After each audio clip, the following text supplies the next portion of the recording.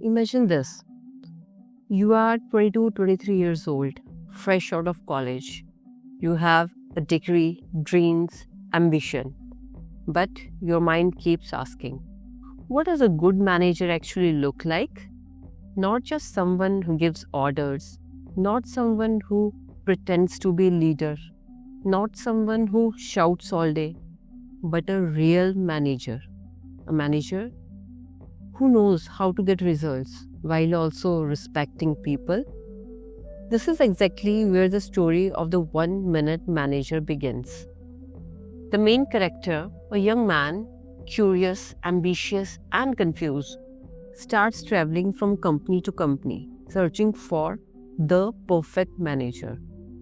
He meets many types: the tough manager, strict, rude, bossy, maybe the typical angry boss from offices, the too soft manager, nice, polite, but zero direction, the type who says, "We'll see tomorrow," and nothing happens.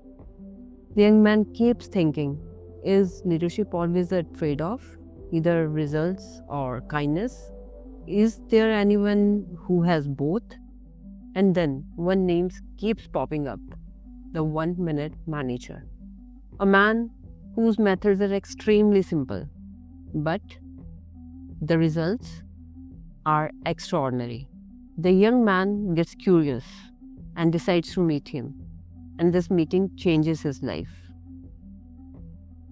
He walks into the office expecting a typical CEO vibe: suits, stress, seriousness.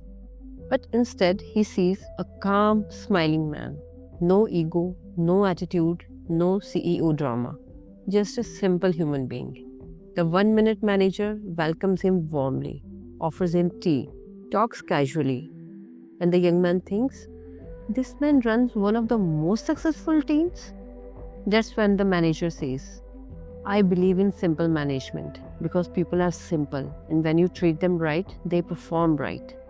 And with that, the manager introduces his 3 magical tools. First is the 1 minute goals. The manager asks, tell me something, have you ever done work for someone? And later they said, this is not what I wanted. The young man says, yes, many times. And the manager explains why. Because expectations were unclear. In most offices, manager says something vague like, finish the report quickly, improve your performance, try to do better, reduce mistakes. What does quickly mean? What does better means? Nobody knows. That's why people fail. But in 1 minute goal, there is no confusion. Every goal is 1 paragraph, easy to understand, extremely clear, takes only 1 minute to read, revisit it daily for a minute. For example, instead of saying, finish the project fast, the minute goal would be, submit the 3-page PPT on sales growth by Friday 5 p.m. Crystal clear. Anyone can follow that. So, clarity saves hours, confusion wastes weeks. What you have to do is write your top 3 goals for the day. Make each goal readable in 1 minute. This alone can double the productivity. Next tool for management is 1-minute praisings. The young man asks, do people work harder when appreciated? The manager smiles. Not harder, they work happier. We are grown up hearing, why have you got less marks? Why you have this mistake? Next time better, or improve your handwriting. We rarely hear, well done, this was good. You made progress. But appreciation is fuel.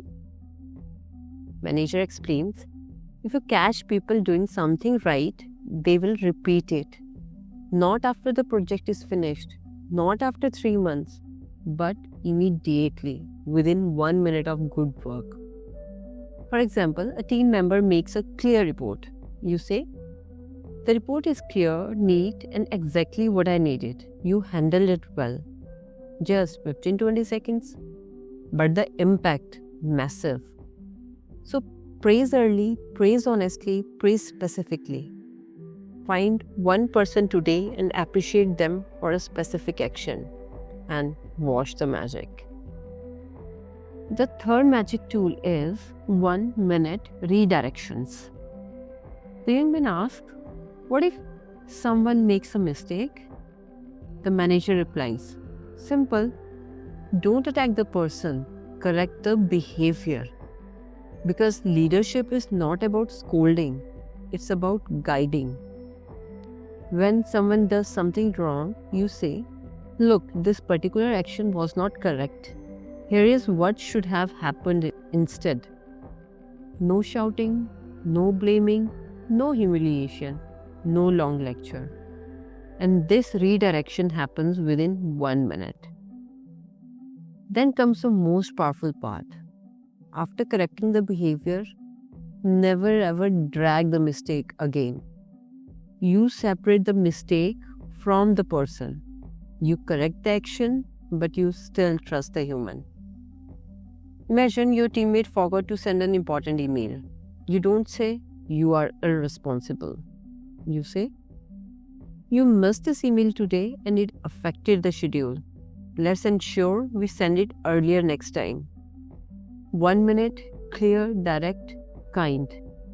So, correct quickly, kindly, and clearly. Then move forward. As the young man spends time with 1 minute manager, he realizes this system works because people feel seen, heard, guided, and appreciated. And when people feel valued, they give their best.